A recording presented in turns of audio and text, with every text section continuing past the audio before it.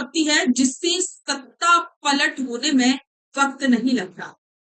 आज हम आपको एक ऐसी स्वाभिमानी नेता से रूबरू करवाएंगे, इसकी कहानी आपको बताएंगे। एक ऐसा नेता जिसकी रगों में पूर्व रक्षा मंत्री जसवंत सिंह जसोल का खून दौड़ता है।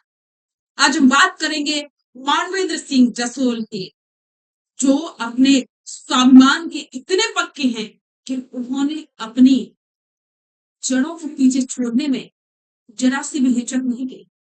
आज हम आपको बताएंगे कि कैसे बीजेपी से वो कांग्रेस में गए और फिर वापस से अपनी सियासी अपनी जमीन तलाशने के लिए वो अब मेहनत कर रहे हैं। नमस्कार, स्वागत है आप सभी का द फैक्ट इंडिया पर और मैं हूं आपके साथ पूजा जाधव। मानवेंद्र सिंह जसोल आप सभी जानते, उनके कई किस्से ऐसे हैं जो चर्चा में रहे और हाल ही में सबसे ज्यादा चर्चित किस्सा आप सभी जानते हैं। उनके लिए एक युवती के साथ उनका मिलना जुलना, उनके साथ संबंध होना, सोशल मीडिया पर कई वीडियो वायरल भी हुए। लेकिन अगर देखा जाए तो जसोल अपने स्वाभिमान के इतने पक्के हैं कि उन्होंने अपनी पार्टी, अपनी जड़ को छोड़ने में जरा सा भी गुरेज नहीं किया। मानवेंद्र सिंह जसोल का जन्म एक बेहद प्रतिष्ठित परिवार में हुआ। राजनीति में आने से पहले उन्होंने पत्रकारिता के क्षेत्र में अपनी एक अलग पहचान बनाई और देश के सबसे बड़े अंग्रेजी अखबारों में रक्षा मामलों के एक्सपर्ट के तौर पर काम किया। लेकिन नियति उन्हें राजनीति में ले आई। साल 1999 मानवेंद्र सिंह ने पहली बार बाड़मेर जैसलमेर लोकसभा सीट से बीजेपी के टिकट पर चुनाव लड़ा, लेकिन वे कांग्रेस के कर्नल सोनाराम से चुनाव हार। साल 2004 ये वो साल था जब मानवेंद्र सिंह ने इतिहास रच दिया। उन्होंने उसी बाड़मेर सीट से कांग्रेस के कर्नल सोनाराम को रिकॉर्ड 2,72,000 से अधिक वोटों के अंतर से हराया। ये मारवाड़ के इतिहास की सबसे बड़ी जीतों में से एक थी।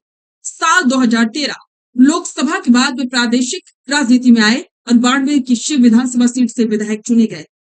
मानवेंद्र सिंह का राजनीतिक जीवन इतना सीधा दिख रहा था, लेकिन साल 2014 के लोकसभा चुनाव में वहां एक ऐसा मोड़ आया जिसने पूरे राजस्थान की सियासत को हिला दिया। साल 2014 में बीजेपी लहर के बीच पार्टी ने कर्नल जसवंत सिंह को बाड़मेर से टिकट देने से इंकार कर दिया और कांग्रेस आए कर्नल सोनाराम को मैदान में उतार दिया। इसी फैसले को जसोल परिवार और मारवाड़ के राजपूत समाज ने अपने स्वाभिमान पर चोट माना। जसवंत सिंह ने निर्दलीय चुनाव लड़ा। बेटा मानवेंद्र सिंह उस वक्त बीजेपी के विधायक थे, लेकिन उन्होंने पार्टी लाइन से अलग जाकर अपने पिता का साथ दिया। यहीं से बीजेपी नेतृत्व और मानवेंद्र सिंह के बीच दरार गहरी हो गई। साल 2018 के विधानसभा चुनाव से ठीक पहले मानवेंद्र सिंह ने बाड़मेर की पचपदरा में एक ऐतिहासिक स्वाभिमान रैली बुलाई। इस रैली में उमड़े जनसैलाब के सामने मानवेंद्र सिंह ने एक ऐसा नारा दिया जो राजस्थान की राजनीति का टर्निंग पॉइंट बना, कमल का फूल हमारी फूल।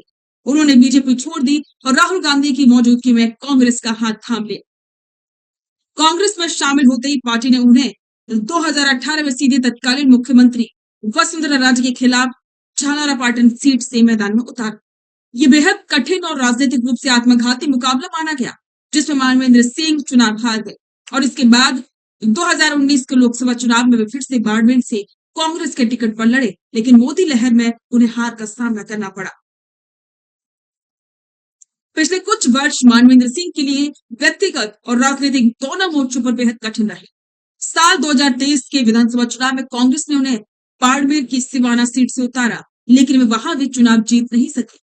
इसके कुछ समय बाद ही एक भीषण सड़क हादसे में उन्होंने अपनी धर्मपत्नी चित्रा सिंह को खो दिया, जिसने उन्हें व्यक्तिगत रूप से गहरा सदमा दिया।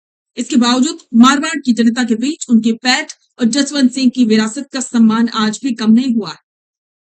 अब सवाल यह है कि जसोल की आगे की रणनीति क्या हो? क्या लगातार मिली हार के बाद फिर वापसी कर पाएंगे? क्या जो रुतबा पहले हुआ करता था जसोल परिवार का, क्या वो दोबारा से कायम होगा? उनके पास कई विकल्प हैं। क्या वो कांग्रेस से दोबारा से चुनावी मैदान में उतरेंगे या फिर घर वापसी करेंगे?